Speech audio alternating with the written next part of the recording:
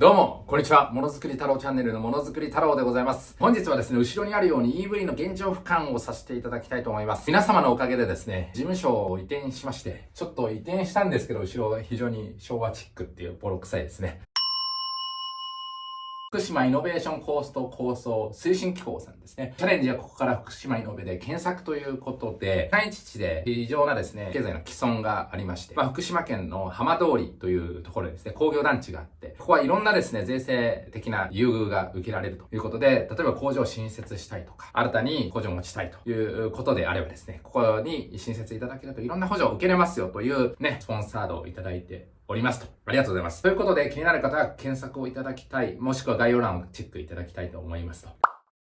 本日の本題ですね、EV 現状俯瞰ということで、撮影はですね、本日23年の2月28日に撮影させていただいておりまして、EV の動態非常にいろんな話がポンポン出てくると。昨日もですね、日産がですね、新たに欧州系とか日本ですね、EV の販売数をですね、ちょっと修正するっていう発表がありまして、毎日のように出てくるので、撮影日をここに追記させていただきました。そしてですね、EV といえば、こんな感じで、全固体電池とかですね、2年前でございますが、全体俯瞰させていただきまして、トヨタの会見を紐解いたりとかですね。あと、電池産業どうなってるのとか、電池の作り方ですね。これはカール・ザイスさんと一緒になって動画作りました。で、モーターの作り方もこれ動画にしてるんですね。製造工程含めて動画になっております。非常にわかりやすくて、再生数も多いということで、定期的に EV 動向をお届けさせていただいていると。3ヶ月に1回は EV 関連の動画をお届けしてますが、ビジネスは変化すると。例えば、外部環境の変化。そんなこと言われれば色々あるんですが、例えば、その外部環境の中でも、競合の投資状況が加速しているとかですね。あと、サプライチェーンの混乱まだ落ち着いてませんと。で、メーカーを超えた国の動態変化とか、政策の転換があるということで、2023年ですね、2月の現時点としての現在を再点検させていただこうじゃないかと。そういった企画になっております。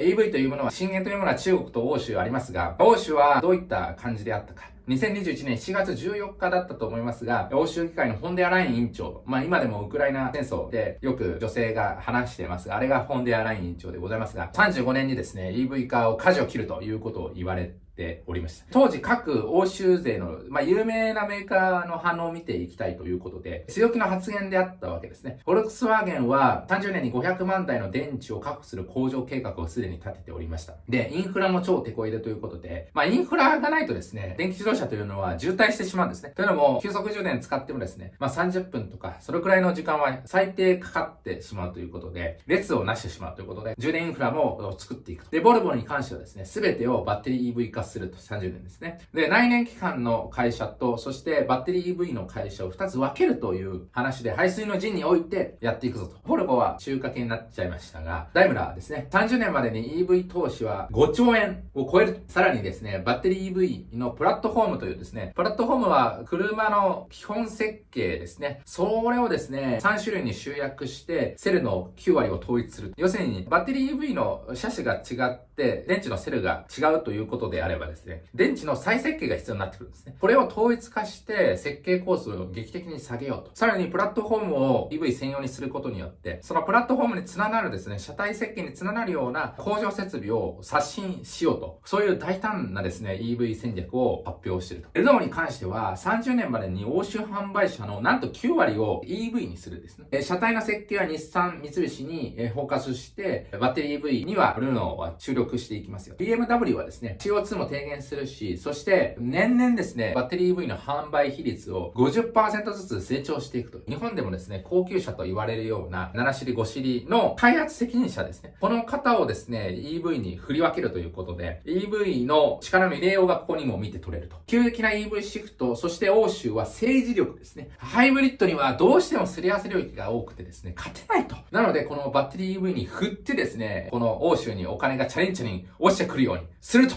いう、そういった策略とも取れるようなですね、大胆な発表、舵取りをしていると。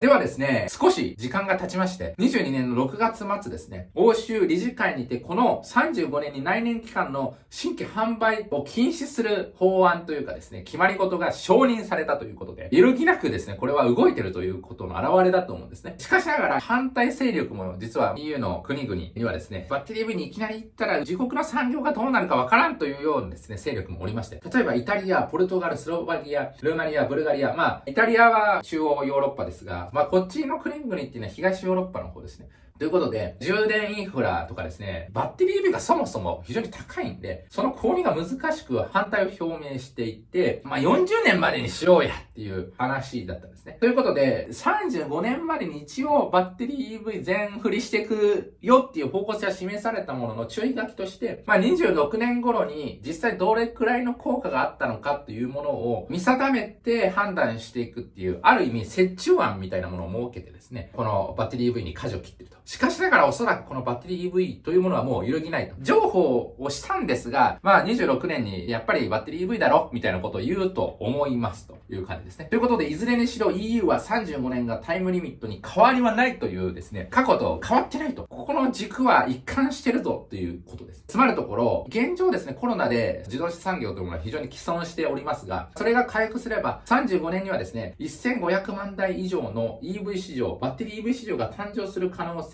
が現状は極めて高いと言わざるを得ない。じゃあ、その発表があった後に各主要メーカーがどういった反応を示していたかということでございますが、40年までに主要市場に投入する、フォルクスワーゲンで主要市場というものはですね、EU でしょ。そして中国、そしてアメリカ、まあ日本等々だと思います。EV のみと。30年までに欧州に6個の電池工場を建て、そして25年までに、なので、まあ3年ぐらいですよね。関連研究開発費は約9兆円ということで、まあトヨタ1年に1兆円ぐらいだったと思いますね。それをはるかに凌駕するですね、投資ドライブをかけていくと。ダイムラーに関しては25年以降の自動車プラットフォームは全てバッテリー EV 専用にすると。で、今後10年で 100% 電動化と。いうことで、これもさらに2年前よりも前のめりになっているというような状況があると。パートナーと8個の電池工場を建設すると言っていると。で、BMW はですね、25年までに EV の販売を前年比 50% で成長。これは変わってないんですね。25年以降は次世代プラットフォームを採用ということで、おそらくバッテリー EV にフォーカスしたプラットフォーム、車体設計を取り入れていくということだと思います。ルノーに関しては、25年までに、25年ですよ。だから再来年までに10車種の EV 車を投入していく。で、欧州市場の販売 65%、65%です。半分以上を EV 化していく。で、30年までにルノーブランドの9割を EV 化ということで、EU での売り上げが多いルノーでございますが、着々と EV 化をですね、欧州各メーカー進めていくと。主要欧州メーカーは継続的に EV に攻めに行ってると。ということで、ゴリゴリに攻めてる状況は変わりない。むしろ2年前よりも好戦的になってるような状況が伺えるわけですね。しかし、EV に賛成、反対、両方見ないとですね、中立的な話にならないと思いますので、最近 COP26 ということで、一番最新が27だったと思いますが、ここで、実はですね、主要国はですね、35年、その他は40年、新車販売をすべて EV にするというですね、共同声明を発表しようぜ、みたいな。しかもメーカーも含めてやろう、みたいなですね、もう EU がですね、政治力をまさに使ってきてるような状況がですね、ここに垣間見えたわけでございます。そこに署名したのは GM フォードというアメリカ企業が、ここに実は入っていまして、ドイツ企業はベンツだけというメルセデスだけなんですね。他にはランドローバー、ボルボ、中華が署名しました。で、一方ですね、結構前のめりなフォルクスワーゲン、ルノーとか BMW、ステランティスはですね、署名せずにですね、一応EV 化に進んでいくだろうということだと思うんだけど、ちょっと気が早いかなっていう感じですよね。そういったその微妙なラインですよね。例えばフォルクスワーゲンのその EV 化に邁進した CEO が前回一致でクビになったりしてるわけでですね、ガソリンも残さないといけない、エンジンも残さないといけないみたいな話もあるので、いろんな政治力が働いてますよと。で、EV 化一辺倒がビジネスとして成り立たない場合は、要するにビジネスとして儲からんとやっても意味がないみたいな感じになれば、ルール変更するのが欧州なんですね。汚いんですよ。汚いと僕は思うんですが、ここら辺ってルール変更することに関して欧米人というものは何ら悪いものだと思ってないっていうことが前提にあるわけですね。本音と建前があってですね、自分たちの利益になることは、度が過ぎなければゴリゴリにルール変更していくぞっていうのが、欧州人のスタンダードなんですね。そこにやられちゃいけませんっていうのが日本でございますと。で、かなりですね、EV に対して前のめりなんですが、当時、2017年頃はですね、どういう予測が立っていたかというと、これ大和証券さんが発表してるんですが、22年のバッテリー EV 市場は300万台くらいかなみたいな予想だったんですね。しかし、それがどうなっていくかということで、全世界の車市場を見ていきたいと思いますと。で、影響力のある市場はどこなのかとね、東南アジアとかも大切でしょって言うかもしれませんが、実はこのグラフを見てみるとマーケット情報ですね。こんな感じです。これはですね、ジェトロの資料より僕が作りましたということで、21年のですね、販売台数を元に算出させていただきました。やはり中国がですね、一大市場になっておりますと。で、続いて米国が1年間に1540万台も車が売れて、実は日本っていうのは3位ということで、3番目の市場になっておりますと。で、米国ももちろん重要、北米っていうのは非常に重要なんですが、中国一大市場であると。で、欧州もこれ合わせるとですね、約1300万台市場になってるということで、今後インドがゴリゴリに経済成長するんじゃねみたいな雰囲気があるということで、ここの市場も重要です。そして新興国市場は、はっきり言ってあんまり大きくないということが重要なので、中国、アメリカ、ヨーロッパを見定める。この動態が非常に重要なので、ここを追っていきたいと。じゃあ実際の欧州の EV 販売比率、2021年はどうだったかということで、いや、2022年持ってこいよ、あります。この動態をですね、しっかり見ていただくためには21年からしっかり追っていきたいと。18カ国中11カ国が21年に EV シェアが1割以上になっていると。これはですね、日経から持ってきてるんですけども、なぜ EU 全部の国じゃないかってね、よくわからないんですが、とりあえず18カ国中11カ国になってると。で EV は 63% 増と、バッテリー EV ですね。約119万台市場になってると。で、PHEV というものが 70% 増ということで、約102万台になってると。ハイブリッドもですね、めちゃくちゃ増えてまして、約213万台市場になっております。で、ディーゼルとガソリンは 9% 減、8% 減しか書いてなくて、実際の台数は書かれてませんでしたが、おそらく400万台ぐらいであろうということが想定できる。なので、欧州市場は約1300万台ぐらいです。欧州の27カ国分の18カ国で計算してて、ここら辺の根拠が日経さんようわからんっていうことはちょっと言っておきたいということと、ここから見えるものはですね、最も販売が伸びた、要するに増加した車数は実はハイブリッドシステムを使った車になっているという、バッテリー EV がめちゃくちゃ伸びてる雰囲気もあるんですけど、ハイブリッドも実は伸びてましたよというのが21年と。で、シェアで見てもですね、ハイブリッドのシェアが一番高くなってきてると。で、3台に1台はハイブリッド搭載車になっているということで、2021年はハイブリッド優勢だったと見受けられる。まさにトヨタの読み通りであったかなというふうに思います。で、2022年の EV 販売比率ということで、最新の情報をこれ追っていくとですね、かなりびっくり仰天するような数字が踊ると。2022年の1月から10月の数字を追っていくと。21年よりも EV 率がかなり向上しているということで、イギリスはですね、14.2%、そして PHEV を含めるとなんと 20% を超えてきておりますと。23年まで3万ポンド以下のバッテリー EV に約半分ぐらいということですね。200万円ぐらいも補助金をつけるという大盤振る舞いをしておりました。というか、今後1年やっていくっていう感じですね。で、フランスは 12.6%、そして PHEV を含めると 21.2%。これもかなりですね、伸ばしてると。ちょっと記事が間違ってるかもしれないんですが、記事には 4.5 万ユーロまでは7000ユーロですね。なので100万ぐらいですね。4.5 から6万ユーロまでは3000ユーロと、高い車種の方が補助金が出ないっていう内容になっております。これは平等の範囲から来てるのかわからないんですが、このように書かれてましたが、手厚い補助金があるのは変わりないと。ドイツに関しては平均 14.7% と一番高いですね。主要国の中で。そして販売台数も非常に多いので、PHEV を含めて 26.6% が EV になっています。そこを12月はですね、なんと 30% を超えてくるということで、なんとハイブリッドが3台に1台だったんですが、今はですね、PHEV とバッテリー EV 含めるとですね、それが3割握ってるような市場動向になっていると。で、4万ユーロ以下のバッテリー EV と SCEV の購入者は最高で9000ユーロということで130、40万ぐらいはつくのかなという感じですね。総じて言えるのが、EU 圏内はですね、21年より PHEV を含めたバッテリー EV の購入比率が格段に上がってきているということが言えると。つまりのところ、これなんでここまで補助金をつけるかというと、バッテリー EV の 30% は電池の価格っていう風に言われておりますので、補助金で電池経済圏獲得も狙っていると。要するに、バッテリー EV が売れることによって、電池が必要になりますので、その電池を作らざるを得ないと。いっぱい作るとですね、原材料が必要になってくるんですが、いっぱい作るので、量産の効果が出てくるということで、電池のサプライチェーンを構築できるということで、この方針から来ておりますが、バッテリー EV がかなり増加しているということが言えますということで、欧州はグイグイにですね、各メーカーの動向の通りですね、EV がもう破竹の勢いになってると。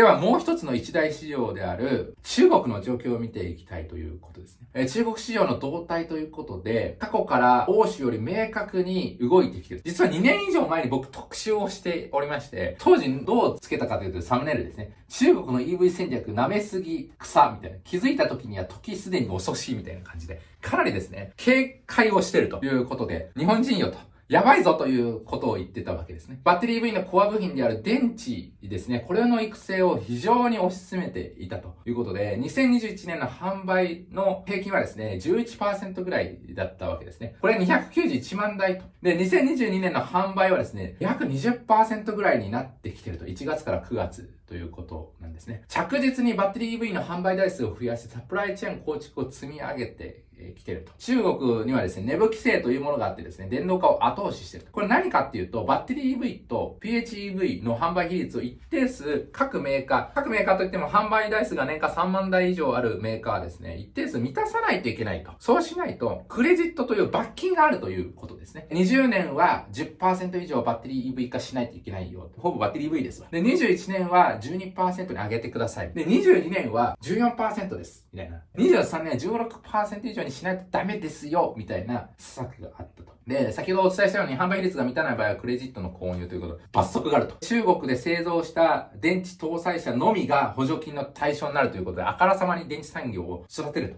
中国にですね、あった LG 化学とか、パナソニック、サムスン、SDI 等の外資企業を強制的に排除してですね、中国の CATL とか BYD を育てる政策であったと。で、規制と補助金で半ば強制的に EV 市場を成長させてきたのが中国になっているわけですね。くしくもですね、2年前の動画内容が的中してしまうということで、みたいな感じですね。中国電池産業の躍進を数字から見ていきたいと思います。2018年頃は CATL が1位で2位がパナソニックだったんですが、直近で言うと CATL がですね、なんと3割強を占めると。で、2位が韓国、そして3位にも BYD 中国企業が入ってまして、パナソニックは4位に後退してしまった事実が出てきていると。さらにですね、バッテリー EV に搭載される車載電池だけではなくて、そこで使われている原材料ですね、正極材、不可極材、セパレーター、そして電解液ですね。これがどうなっていったかっていうことなんですが、2018年はですね、こんな感じで日本の国旗が踊るわっていうことで、圧倒的なシェアを獲得していたんですが、正極材、不極材のシェアを見ると、みたいな感じですね。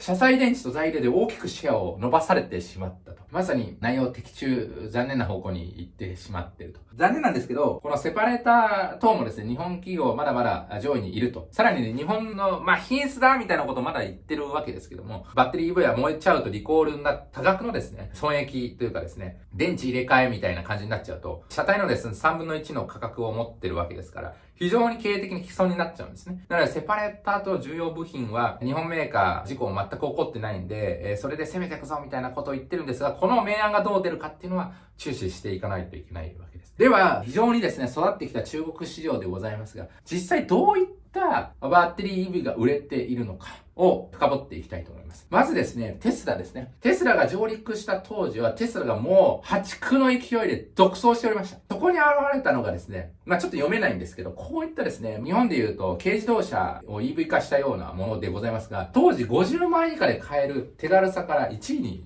なった。で、最高速度 100km ですよ。航続距離は、100キロちょい超えぐらいです、みたいな。明らかに裕福層と貧困層とが分け合った市場かなと思ってたんですが、その後ですね、BYD という企業がもう劇的に躍進し、テスラをなんと追い抜け、追い越せというか、もう PHEV を含めた状況だとテスラを追い抜いてしまったという状況になっていると。BYD が怒涛の追い上げを見せ、各社を圧倒していると。その BYD を深掘っていきたいんですが、とにかく凄まじい勢いですね。これはですね、Twitter の井上さんからの資料で、許諾を得て使用してるんですが、これですよ。日系ですね、トヨタ、ホンダ、日産をですね、ごぼう抜きしていくと。なんじゃこれと、作れんのお前っていう感じでございまして、日系企業を一気に置き去りにすると。さらにこの中国の全体の市場のシェアになってますが、そこでもナンバーワンに躍り出るということで、フォルクスワーゲンなんかもですね、置き去りにすると。売上シェアでフォルクスワーゲンを脱ぎトップに躍り出てしまう。で、どのくらい自動車を作っているかっていうことなんですが、まあちょっとね、細かい数字、もうめちゃくちゃ細かく、深掘りはやっぱ中華系なんでできなかったんですが、このシェアが 8.78% と書かれてるわけですね。2021年の中国市場の全体の車の販売台数が2627万台というとてつもない台数を販売してるんですが、それかける 8.78% なので、約230万台分ぐらいのシェアを持っていると。185万台分はネブということで、バッテリー EV プラス PHEV だと思いますので、これくらい185万台も作ってると。やばいと。車載電池もですね、この BYD がこれですよ。車載電池を握ってるということで、原材料も確かシェア高かったはずなので、そこからですね、コストを低減すると。まさに垂直統合型の自動車メーカーになってまして、コストでも他社を圧倒すると。18年時点では正極材セパレーターでも上位5社に連ねておりましたので、まさに全ての領域においてサプライチェーンを構築していると。垂直統合型ビジネスで EV を低価格で供給しているのがおそらく受けてる要因じゃないかなと思いますと。EV に前のめりな欧州勢も驚愕する速さでですね、売り上げを拡大しておりますと。まあ僕があえて言うとすれば、2年以上前の動画の予想の通りですね、ついに来たかという感じでございます。中国のバッテリー EV の補助金は2022年で終わるっていうか、まあ減額するか、ちょっと詳しい方を教えていただきたいんですが、いずれにしてもその補助金っていうのは減ると。なので、あれだけ伸ばしたのは、補助金の施策があって、その書き込みだったっていう話も出ておりますが、かなりバッテリー EV 伸ばしてきてると。ついにバッテリー EV 新興企業をですね、育て、表になる時が来てしまったと。これはですね、もう日本人のアクションにつなげていく必要があるようなレベルにもなってると。やばいぞという感じですね。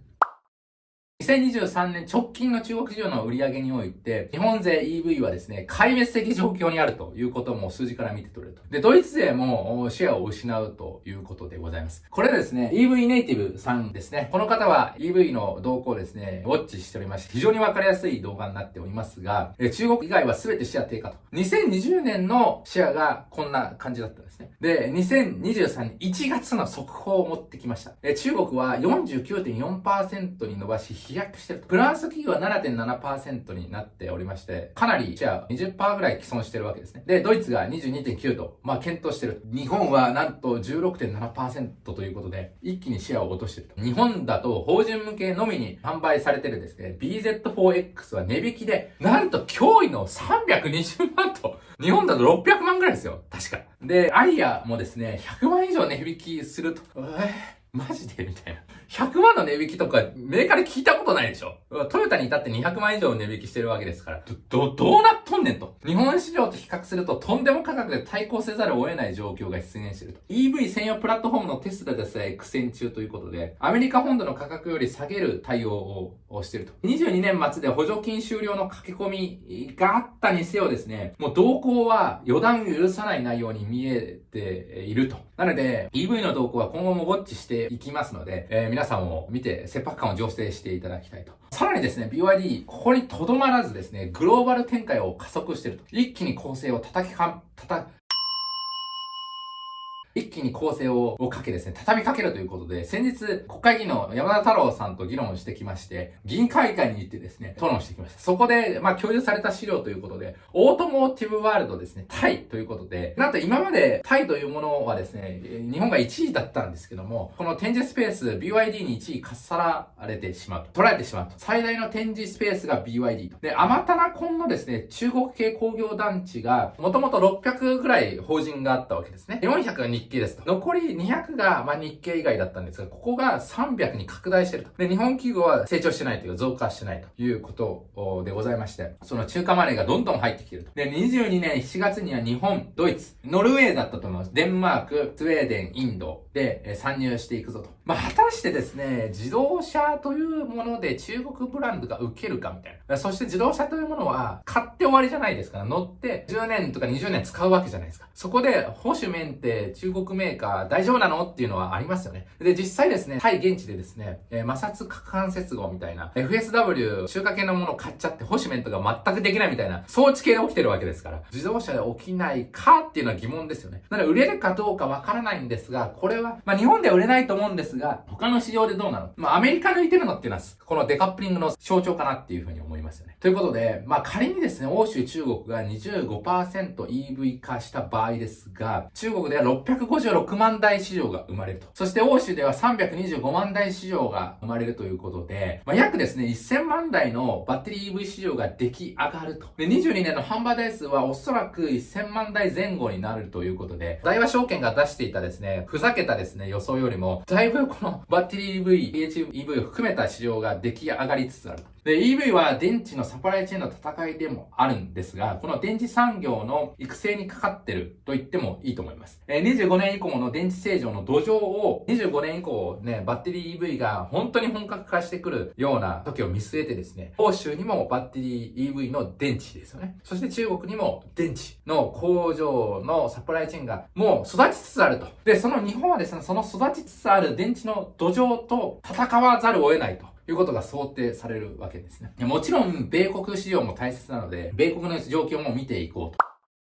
もう巻き返しを狙ってくると。もうトランプショックで出遅れましたね。もうバッテリー EV とかクソとか言って。もうどんどん CO2 出せみたいな方針だったじゃないですか。なので遅れたんですが、じゃあ今どうなってるかっていうことですね。2022年の1クォーターから3クォーターの販売台数がバッテリー EV に絞るとですね、52万台ぐらいなんですね。なので販売台数の約 4% 程度が、1540万台なので、4%、3% ぐらい。PHEV を含めるともっとあると思うんですが、結構日本よりはEV 化が始まってるかなと。注目いただきたいのは販売台数だけではなくて、テスラについてちょっとフォーカス当てていきたいんですが、そのうちですね、52万台のうちの34万台がテスラであったと。で、注目すべきはですね、34万台ですね、テスラを買った購入者、どういったメーカーからテスラに乗り換えたか。っていうことなんですが、28.6% の顧客がトヨタとホンダから乗り換えをしている。要するに日本企業の自動車シェアが侵食されるという事情に移っていると。なので、28.6% 約 30% なので、34万台分の 30% なので、10万台分が日本ブランドからテスラに流れたような計算になっていると。で、トヨタとホンダは米国で 25.3% のシェアを握ってる、かなりのシェアを握ってるわけですね。売上としては、年間で約400万台ぐらいですよね。389万台のうち10万台は誤差程度だが、売上の 2% ぐらいは減っているわけですよね。ということで、他メーカーからも侵食され始めると、この 2% がさらに 3%、4%、5%、10% になってくるので、やばいというわけですね。こんな感じで、日本勢のシェアですね、かなり日経が多いというのがわかりますよね。ここに来てですね、日本企業もバッテリー EV の手札、カードがあればですね、いや、テスラに対してはこれだみたいな、バズーンみたいな感じでやれるんですけど、EV 自動車の手持ちカードがそもそも少ねえということで、苦戦を今後強いられる可能性があるんではないかなと。米国はですね、単なる補助金で終わりませんので、そこの政策をですね、見ていこうと。法律ですね。チップス法等ですね、半導体を守るみたいな法案も通りましたが、やっぱり法案でですね、しっかりその自国のサプライチェーンを育てるみたいなことを、米国人はやるわけですよね。なので、ちょっと余談ですが、東京都がさ、太陽光パネル設置するには補助金出すみたいな。でもさ、その太陽光パネル作ってんのほぼ中国だろ。だから中国に補助金出してるようなもんだぞと。バカかお前っていう感じですね。なので、そのサプライチェーンも鑑みて米国はしっかり法律練ってきますよと。日本どうなっとんねんという感じですよね。で、デカップリングの影響を色濃く反映したものになっておりまして、ということは対中国ということですね。米国の EV 保護政策は実は最近始まったものではなくてですね、ビルドバックベター法案というものがあって、ここはですね、サプライアメリカという、一部抜粋してるんですけども、重要なサプライチェーンを米国に戻すというような内容がありました。じゃあそのサプライチェーンを米国に戻すっていうのは何かっていうと、半導体とパッケージング技術。半導体パッケージング技術もやってますから、そっち動画見てください。そして電気自動車と大容量電池出てきた。さらに、レアアースを含む重要鉱物及び戦略物質と。そして、コロナがありましたから、医薬品及び医薬品有効成分ということで、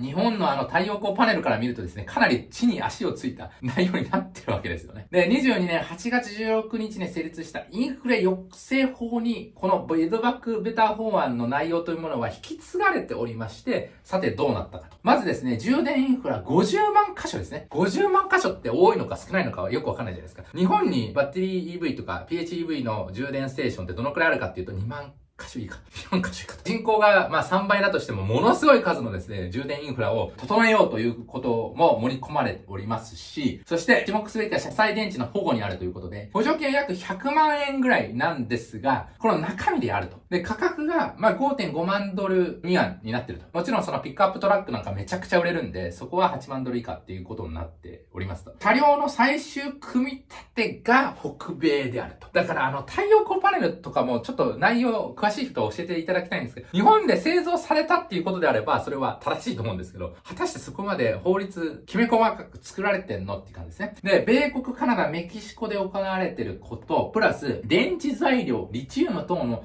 重要鉱物の 40% 以上がフリートレードエリア締結国で処理されてると。そこのフリートレードエリアも僕ね、資料出てたんで見たりしてるんですけども、明らかに中国のサプライチェーン外してるなって。今ちょっと画像が出てると思います。要するにこの BYD とか CATL はダメだよという感じですね。電池の正極材、不極材等の 50% は北米で製造されて、要するに電池もアメリカで作れとわかりやすいですね。で、この比率はですね、徐々に上げていくぞということで、1年ごとに 10% ずつ確か上げていくということで、29年には 100% 米国で作った電池でかけるんです。各メーカー、そんなことしたら米国で EV 作れねえよっていう話だったんですけど、長期的に見て、米国にリターンがあるようなですね、したたかな法律の内容になってるわけですね。それは何が言いたいかというと、米国の強い意志ということで、これは明確な中国外しであるということが言えると思います。で、おそらくパナソニックは、米国にその電池工場を新たに作るよということですよね。そしてこのインフレ抑制法によってですね、補助金もつきますので、こういった内容によって米国への投資を決断したと思われますと。あくまで僕の推測ですね。中国は外資を実質排除するし、欧州はもう競合が乱立しまくってやばいということですね。で、韓国グループは EV 車両の組み立て、実は韓国国内でやってるんですね。で、いろんなめちゃくちゃ手厚い補助金つけてますと。例えば EV の製造装置全部補助金つけるよみたいな内容もあったかと思いますが、彼にとって米国市場で逆風になっていますので、日本有利かと思われるんですが、例えば日本ではパナソニックとの協力体制が構築できると。ただしですね、EV の完成車自体が欠乏してる点があるので、ということで日本の状況に迫っていきたいと。なのでもう手札がちょっと少ないのがいただけないですね。日本市場の動態も一応チェックしていくということで、明らかにですね、EV の拡大基調に入ったと思います。で、僕ね、自動車欲しくて、三菱自動車のアウトランダーがめっちゃいいと思いました。愛知県民だけど殺されそう。でも岡崎にもあるから。あそこで作ってるから。確かアウトランダー。一大拠点ですね、三菱自動車。で、アウトランダーめっちゃ良かった。で、装備もめっちゃついてるし、質感もかなり良かったんで、アウトランダー候補に入れてみてはいいんじゃないでしょうかという感じで、なぜか三菱自動車の型を持つという感じですね。三菱自動車、声に呼べ俺を。はい。話戻しまして。2020年のバッテリー EV プラス PHEV の合計販売シェア 2.8%。で、12月においては 3.7% に上がってきてますね。日本の致命的欠陥はですね、充電インフラの整備がかなり遅れていると。欧州と比較しても3倍以上の開きということで、EU はですね、30万7000拠点と。要するに5億人ぐらいなので、日本の4倍ぐらいの人間がいるんですけども、なので30をですね、4で割るとどのくらい ?7、28だから、7万拠点ぐらいあるわけですね、人口比で。一方日本は1万7000。少ねえだろって感じですね。そして電気自動車を推し進める機運が日本には少なかったのが一部あるかな、みたいな。もうあれはさ、CO2 うんぬん言われてますけども、ビジネスでやってきてるわけですね。なので、ちょっとそこはどうなのかなっていうのはあるんですけども、ハイブリッドに勝てないんで、そこを目の敵にしてやってきたわけですね。で、グリーンエネルギーということで、例えば太陽光パネル設置しにくいし、偏西風がずっと吹いてる欧州とは違うわけですから、グリーンエネルギーに非常に向かない土地柄ではあるので、そのバッテリー EV に前のめりになれなかったっていう状況はあるんですよね。で、国ともそういったシナジーを埋めてなかったっていうこともあるんですが、結論何でも言えるんですけど遅いですね。はっきり言って。でも、こういう風にですね、86でなんか H2、これを、揶揄するわけではないんですが、もう申し訳ないんですけど、遊んでる余裕はないんですね。手持ちカードがなさすぎると。トヨタの戦略読み違いともう言ってもいいと思います。もうすでにですね、擁護できる範疇を超えてしまったと。さすがに販売モデル数少なすぎませんかと。こんな感じで PHEV を含めた車数がありますと。で、これが法人契約のみになってるし、PHEV がこれ車数あるんですけども、めっちゃ売り切れ続出してるわけですね。これで販売店の営業はどうやって戦うんですか？はっきり言って。めっちゃ車数少ないやんっていう、とりあえずね。で、ここに来てですね、専用車両の見直し検討とかですね、ふざけたことを言い始めると。電池戦略の発表で、やっていくぞみたいな話だったんですが、売れる車種がですね、バッテリー EV に限るとですね、2台みたいな。日産のあんた売り上げ倍あるんでしょと。日産はアリア、リーフ、そしてサクラ、3車種あるで少なくとも6車数ないとやばいでしょっていう話ですよ。はい。で、この会見で僕も油断してました。もう、トヨタやっちかったみたいな感じで思ってたんですが、さすがにちょっとまずくないですかっていう感じですよね。販売可能な車両台数以外にも読み違いを見て取れると。これツイートしたらですね、大いにバズりまして、お前プラットフォームの概念知らねえだろとか言って、いや、俺さ、松田のひとみさんに取材とか行ってるから、そんなプラットフォームの概念がないっていう動画にまとめてますからっていう感じですね。ETNGA みたいなのを出してきてるんですね。で、他の車種と一緒のラインで製造可能みたいなのを言ってるわけですよ。なぜトヨタみたいな。Why Japanese people? みたいな。Why Toyota? みたいな感じですね。もう同じラインで製造可能の衝撃ということで、何が戦略的にまずかったのか、まずかったのかは僕トヨタの人間じゃないんで、そこまで言っていいのかっていうところはあるんですが、僕なりの解釈ですね。反応があればコメントをいただきたいんですが、深掘っていくと。まずですね、EV 用の設備更新が本当の意味で進まないと。要するにハイブリッドとかエンジンを搭載する自動車と一緒のラインを構築するわけですから、ラインとしてバッテリー EV専用じゃないんで、ある程度制約が出てきてしまうと。どこかに既存設備流用の障害が出るということで最適化されてないわけですね。そして系列上、要するにサプライチェーン上での設備更新も制限がかかるわけですから、要するにサプライチェーンですよね。EV があれだけ電池メーカーを醸成するぞとかですね、ダイムラーがプラットフォームをやるぞみたいなことを2年以上前に発表してたにもかかわらず、EV 化の対応がサプライチェーン上、要するに系列上で遅れてしまうのではないかなと。さらに事実対では系列が仕事が取れないと。要するにですね、FSW みたいな投資が僕はバカバカ進んでるんですけども、後ほど詳しくやりますが、そういった EV 向けの投資が系列上できないわけですね。なので、ティア2、ティア3みたいな他から仕事取らないといけないメーカーが取れなくなってきてるわけですね。社内の経験値がたまらんと。はい。そしてプラットフォームの制作からラインオフまでは、3.5 年とか4年、5年はかかるわけですよ。要するに今、そのプラットフォーム、ちょっと間違えちゃったっていうのはですね、4年後だぞお前っていう感じですね。新たにラインオフするの。競合と比較して、1周も2周も遅れてくるんじゃないのかって分かってんの？まさかですね、BZ4X が他の車種と一緒のラインで製造可能にするみたいな、こんなですね、クソみたいな意思決定をした役員って責任重大だぞと。分かってんのっていう感じですよね。で、トヨタ自動車を応援してきた僕はですね、この経営判断に怒りを通り越して呆れておりますと。トヨタほどのラインナップ販売台数を変える企業は、もうリスクを冒してでもサプライチェーンの影響を試しておくべきだったと思いますと。バッテリー EV1 台ぐらいですね、もう本腰を入れて作る。そこのバッテリー EV 専用のプラットフォームに構想して、設計して、それで流してみるっていう経験値をなぜ積まなかったのと。ということで、EV のサプライチェーンがありますと。で、こんな感じで内装品、シート、電池、トランスミッション等ありますわ。で、ここにもサプライチェーンが紐づいてると。こういうのを系列って言うんですけど、で、これは最適な設計になりますよと。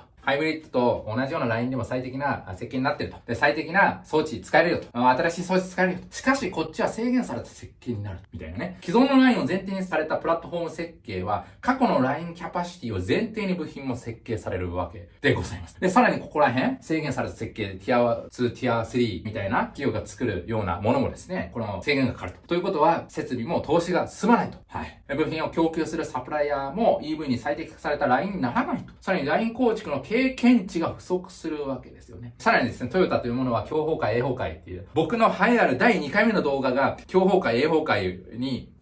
もう拙い動画なんですけども、フォーカスを当ててるのは、さすが太郎だなっていうことを改めて言ってあげたいんですが、要するに、こういったサプライチェーン界を作ってるわけです。なので、こういった囲い込み構造だと、その影響ってもろに出るわけですね。要するに、トヨタの仕事で飯食ってるサプライチェーンの日本海なわけですから。競合のプラットフォームは数年後、一回磨きが上がって、さらに再設計されて出てくると。で、LINE も、さらにバッテリー EV に最適化された LINE になるわけですよね。そこと戦っていく気概があるの？なんでバッテリー EV 専用にしなかったの？専用プラットフォームであるべきだった理由は他にもありますと。トヨタのサプライチェーンが国をまたいでいるわけですね。例えばフィリピンであれば、こういったエンジン、等速ジョイント、トランスミッションが作られている。で、マレーシアは ECU とかステアリング関係ですよ。で、タイっていうのは車体部品とかディーゼルエンジン、樹脂部品とかでね。で、インドネシアはクラッチとかドアロック関連ですよ。ということは、何が言いたいかっていうと、一国でも欠けちゃうと自動車作れないわけですよ。ということで、こんな感じで東南アジアに広がるサプライチェーンの設備更新が進みにくいっていう、まずネガティブ要因がある。そして、タイ市場に参入するため EV の部品サプライが出現してきてしまってると。だからね、BYD みたいなさっき話あったじゃないですか。で、タイにやってくると。そうすると、EV 用の部品メーカーが出てくる。しかしですね、トヨタっていうのは、ハイブリッドシステムと同じような既存のラインで構築するんで、バッテリー EV への投資ができないようなラインが残されてるわけですよね。とすると、こういったティア2、ティア3が仕事取れなくなってしまうと。そうすると、じゃあ、トヨタのサプライチェーンが一部既存してしまうと。じゃあ、今後どうやって風に自動車作っていくのみたいな。現地ティア1、ティア3や EV 系のものづくりについていけず、仕事受注が不可能になってしまうと。トヨタ系のサプライヤー勢力が小さくなって、最終的なサプライチェーンの既存が起こってしまったら、それ大変ですよと。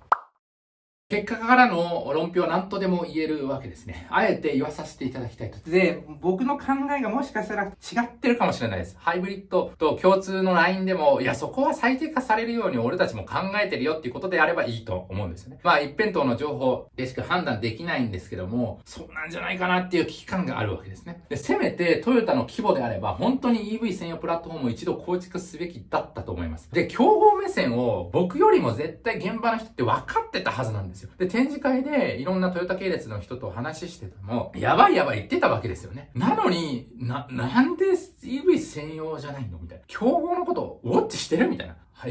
みたいな感じですよね。2年以上前からダイムラーやルノーには専用プラットフォーム構想は着実にあったし、テスラでさえあったわけですね。テスラが出現した時、あの時にプラットフォーム構想、要するに電池とその筐体を一緒にしてですね、製造工数を少なくするみたいな構想もあったわけですよね。サプライチェーンの保護という前提があったとしてもですね、自動車産業がこの愛知県とか日本からなくなれば元も子もないというのは、言うまでもないでしょうと。ということで、こんな感じで8200万台ぐらいでしたね。21年は。で、この7000万台分は非 EV 車で構成されると。欧州350、中国650万台、1000万台プラス他国で200万台ぐらいは、PHEV、バッテリー EV なのかなということで、当該領域が EV 化していき、まだまだハイブリッド市場っていうのはあるように見えるわけですね。しかしながら、前述したように中国とか米国でシェアがどんどん侵食が起こってるわけですよね。なのに手数が少ないみたいな。やばいと。ということで、今後の動態を予測していきたいと思いますと。社内の担当者はもちろん描いていると思いますと。こんなもんですね、コンサルなきゃいけないですよ。自社で絶対構築しないといけないですよ。コンサルなんて上の意見だけ聞いてればいいわけですから、日本のことを背負ってですね、思って発言する担当者なんてほぼ皆無ですわ。なので自社のこと、自社の自動車産業のことは自社で描いていただいていると思いますが、こんな感じで、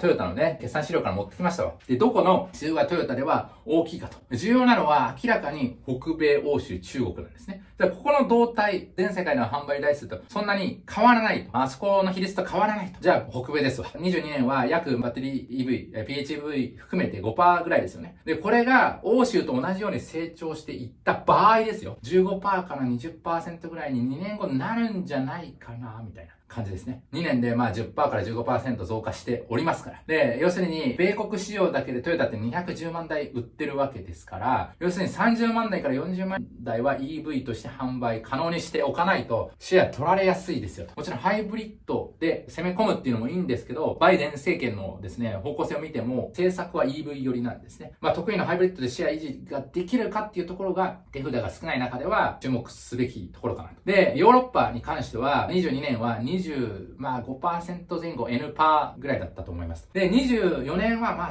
30%から 40% はバッテリー EV ですね。だと思います。なので、トヨタからすれば104万台なので、販売規模としては大きくないんですね。なので、重要すべきところではない、もうある意味損切りみたいなイメージで、数字からするとですね、捉えざるを得ないかもしれないと。でしかし、ハイブリッドシェアがどんどん上がってきてるということもありますので、補助金も切れ出すので、もしかしたらいけるかもしれんと。予断は許さないと。中国市場というものは、PHV 含めて 24% ぐらいですね。これが24年には 30%、40% ぐらいになってるかもしれないと。ということで、トヨタは180万台ぐらい中国で販売してましたが、これは EV の出遅れがもうかなり響いてくると想定されると。補助金が切れてくるんですけど、バッテリー EV を国策で進めており、巻き返しは難しいかもしれないということで、いずれにしても EV 車種が少なすぎますわ。そうすると、電池のサプライヤーも育ってないし、大量に購入できないわけですから、トヨタ2の次みたいな、値引きしないよみたいな感じですよね。原価の低減は難しい未来があるかもしれないと。で、日産はですね、市場動向をトヨタより正確にキャッチアップできていると思われると。21年の11月29日に、このように発表していると。日産のアンビジョンということで、もちろん専用のプラットフォームは、トヨタと違って設計しますよ、みたいな。採用しますよ、みたいな。で、電池の囲い込め戦略もしますよ。で、電池の筐体と一緒にプラットフォーム作り込んでます。冷静ですね。昨日ですね、欧州の盛り上がりを受け、2月27日に軌道修正すると。欧州だと 75% ぐらいは EV。これは E パワー含めてだとは思うんですけど、98% にするみたいなね。いかに欧州の盛り上がりがすごいかと。中国もちょっと上げると。ギアを踏んでくると。しかし、うまく攻め込んでるようで、日産系のサプライヤーですね。ここの収益動態がかなり危機的な状況なので、予断は許さないという現状があると。こういった日本にトヨタ、日産ですね。そして、ホンダ系を含めて俯瞰する動画を作ってもいいかもしれませんと。ということで、後日深掘りして欲しければコメントいただきたいと思います。ということで、EV の現状俯瞰以上でございます。お疲れ様でございましたと。いかがでしたでしょうか。ホンダはですね、もう触れません。ホンダはちょっとよくわかんないですね。よくわかんない。深掘りもしてないです。語り上で数量的にですね、やはりトヨタが日本にとって重要なので、深掘りさせていただきました。ということで、このように、今回自動車系でございましたが、普段ですね、工作機械、FA、半導体、セミコンアンバサダーを使っております。いろんなものづくりに関連した動画をアップロードさせていただいております。ものづくり業界で働いている方、ものづくりが好きな方、そしてものづくり頼みに興味を持っていただいた方は、ぜひチャンネル登録いただいて応援をしてあげてください。そして、日本頑張ると。これ、状況、もう予断マジで許さない感じですが、プラットフォームどこまでやってきてるのか、もう、トヨタ、それ以上の情報ちょっと出てきてないんで、どこまでかっていうのは、僕呼んでいただいてもいいです。トヨタの役員がですね、僕の動画見て、太郎お前分かってねえから、ちょっとお前、トヨタ本社来いと。元町に来いと。いうことであれば、もう行きますわ。なので、そういった対談でもいいです。そんなことは絶対しないでしょうがね。ということで、応援ね、したい方は、いいねマークを押していただきたいと思います。そして、次回の動画の前に、スポンサー動画でございます。どうぞ。なんとですね、このものづくり太郎チャンネルも皆様のおかげで非常に大きくなりまして、ビッグスポンサーがつくことになりました。パナソニックエナジーさんでございます。皆さんご存知、こういった乾電池ですよね。昔エボルタでグランドキャニオン登るみたいなやつもやっておりましたが、こういったイメージが非常に強いと思いますが、実は B2B 領域ですね。例えば、電気自動車の電池ですとか、今後ですね、グリーンの波が押し寄せてきて、その電池っていうものは、蓄電ができるんで非常に重要なキーファクターになってるんですね。こういったものを今、供給してもですね、引き合いがあると認知を上げたいということで、スポンサードをいただきました。詳しくは QR コードを参照いただければと思いますので、引き続き1年間契約になってますので、パナソニックさんの動画が流れると思います。お楽しみにお願いします。ね、第1回目は紹介。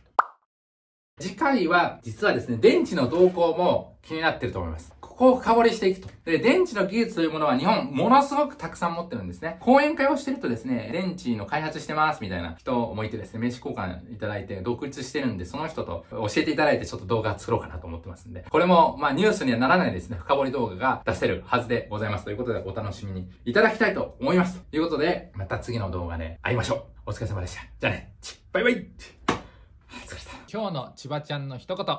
本日も最後までご覧いただきありがとうございました。長丁場の動画でしたが、いかがでしたでしょうか。皆様の汚いご意見とか、ぜひコメントまでお待ちしております。それでは次回の動画でお会いしましょう。またねー。